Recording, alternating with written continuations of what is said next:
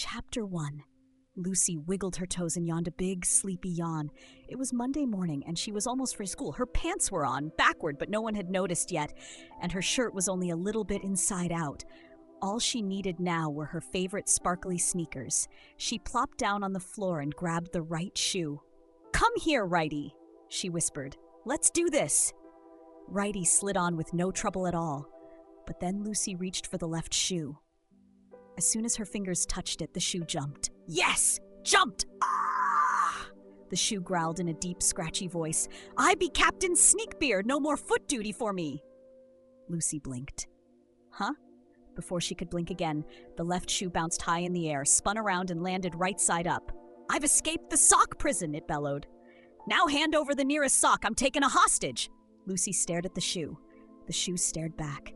Then it leaped onto her laundry basket, pulled in a sock named Socky, and roared, "All aboard the soapy barnacle!" The laundry basket creaked and wobbled as the shoe, now Captain Sneakbeard, pretended to sail across the carpet. "To the land of crumbs and hidden treasures," he yelled. "Yo-ho-ho and a bottle of foot spray." Lucy stood up slowly, her mouth hanging open. "My shoe just turned into a pirate," she whispered, "and he stole my sock." Captain Sneakbeard tossed a cotton ball overboard like a cannonball and shouted, "No humans allowed on this ship, especially not stinky-footed ones." Lucy crossed her arms. "Excuse me, but I brushed my toes this morning." But the shoe was already steering the basket across the hallway, giggling like a maniac. Lucy took a deep breath. "Okay," she said to herself, "if my shoe wants to be a pirate, then I'm gonna need a crew." And with that, Lucy marched toward her toy box to gather the bravest, silliest, fluffiest team in all the land. The chase had begun. Chapter 2. Lucy stood tall in front of her toy box. "If I'm going after a pirate shoe," she said softly, "then I need a brave crew." She lifted the lid with both hands. Toys tumbled out like a waterfall of fluff and fur. "Roll call," she shouted. From under a pile of blocks came a small, squeaky voice. "Reporting for duty," said Sir Hugs-a-Lot, a teddy bear wearing a spaghetti strainer helmet and holding a plastic spoon like a sword. "I will protect the kingdom of your closet with honor." "Perfect," said Lucy. "I need your bravery." Next, a slow, quiet voice called out, "I'm here too." That was Dr. Wiggles, the sleepy sloth. He wore tiny glasses and a doctor's coat made of tissues. He moved so slowly, Lucy wasn't sure if he was real or a pile of laundry. "Dr. Wiggles," she said gently, "you'll be our lookout. You're great at sneaky things." The sloth yawned. "Yay, I love looking." Just then, loud music burst from the other side of the room. Tootsie Twirls, a tall giraffe in a sparkly pink tutu, spun in from under the bed. She landed it in a perfect split and shouted, "Did someone say mission?" "Yes," said Lucy. "You'll distract the shoe with your amazing dance moves." "Fabulous," said Tootsie, flipping her ears. One last rumble came from inside the closet. A big walrus rolled out, wearing a pirate hat made from a sandwich bag and a bubble pipe in his mouth. "I'm Captain Blubbers," he boomed. "Retired, but not expired." "Welcome aboard," said Lucy. Now that the crew was ready, Lucy turned her red wagon into a pirate ship. She added skate wheels to the bottom, taped a dish towel to a broomstick for a sail, and placed her stuffed animals in cozy blanket seats.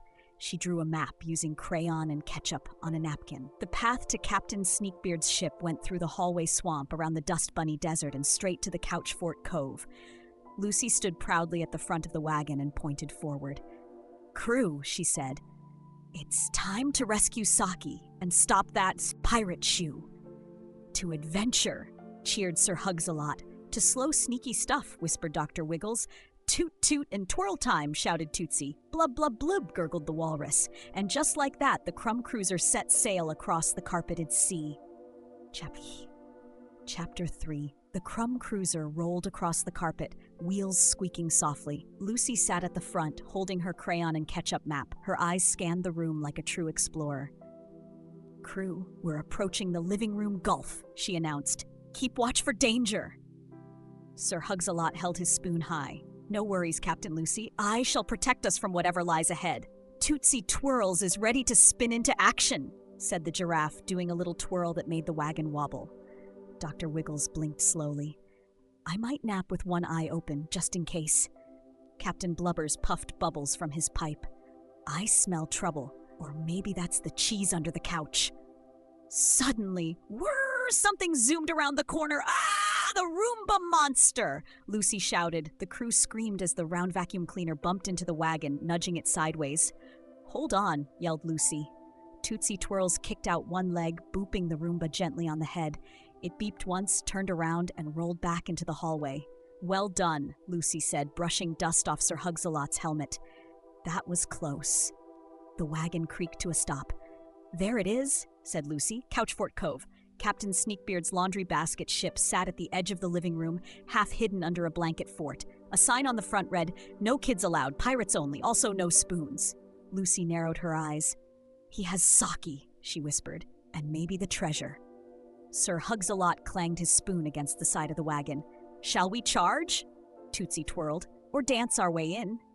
No, said Lucy. We need a plan. They crouched behind a beanbag chair.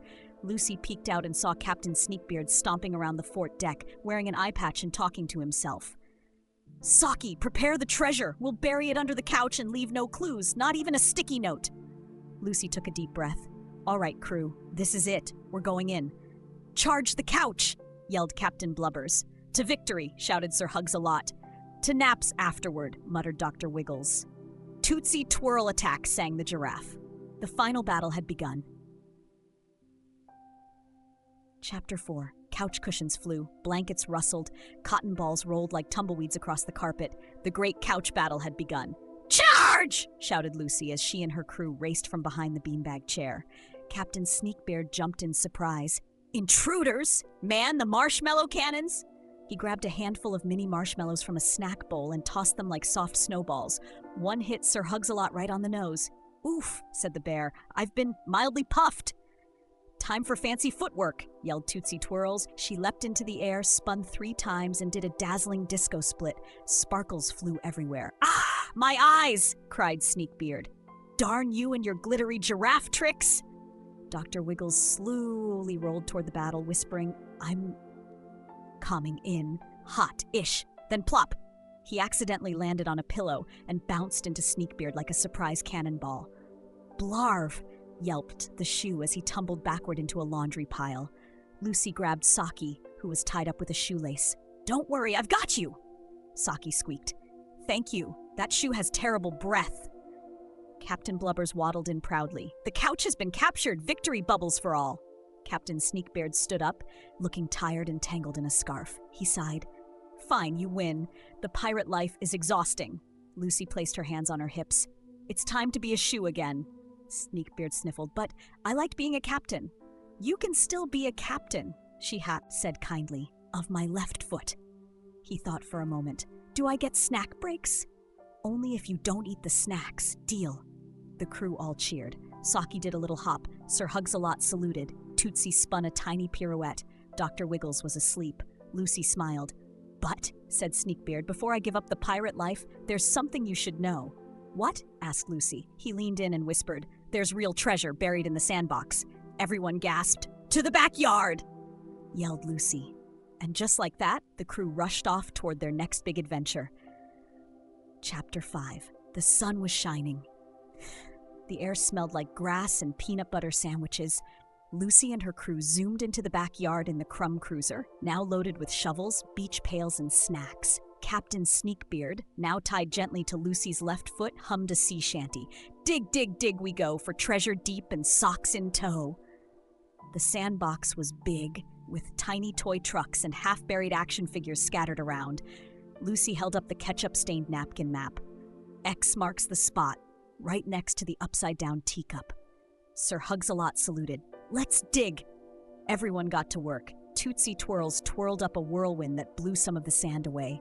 Dr. Wiggles slowly scooped a spoonful and took a nap between each dig. Captain Blubbers rolled through the sand like a walrus snowplow, leaving a wiggly trail behind. Finally, Lucy hit something with her tiny plastic shovel. Thunk! She brushed the sand away to reveal a sparkly tin lunchbox covered in glitter stickers and old spaghetti sauce. This must be it, she gasped. She popped it open. Inside was the most amazing treasure. A crown made of macaroni and tinfoil, a half-melted chocolate chip granola bar, 4 super shiny buttons, a sticker that said, I did my best, and One golden marble that shimmered like the sun. Lucy placed the crown on her head. "I declare myself Queen of the Sandbox! To Queen Lucy!" cheered her crew. "To royal snack time!" shouted Captain Sneakbeard. Everyone sat on the grass and passed around juice boxes and carrot sticks. Even Saki got a tiny paper crown. As the sun began to set, Lucy leaned back on a pillow from the wagon and smiled. "That," she said, "was the best pirate adventure ever." Captain Sneakbeard yawned. "Aye, but tomorrow we search for the missing left mitten." Everyone giggled. And as the stars twinkled above, Lucy's eyes grew heavy. Sir Hugs-a-Lot tucked in his spoon. Dr. Wiggles was already snoring. Tootsie Twirls did one last sleepy spin, and Captain Blubbers blew a bubble that floated up into the night sky. All was calm. All was silly. All was well.